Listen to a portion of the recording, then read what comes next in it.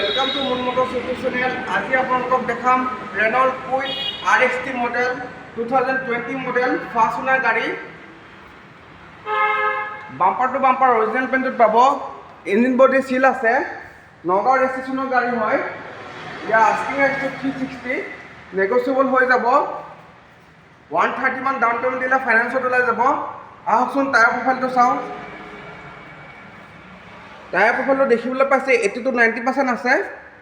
आहकचोन engineer profile तो चाओ। नतुन लगी আছে, नतुन बेटारी लगी আছে। सील इंजिन पाब। आहकचोन इंटेरियर प्रोफाइल तो चाओ।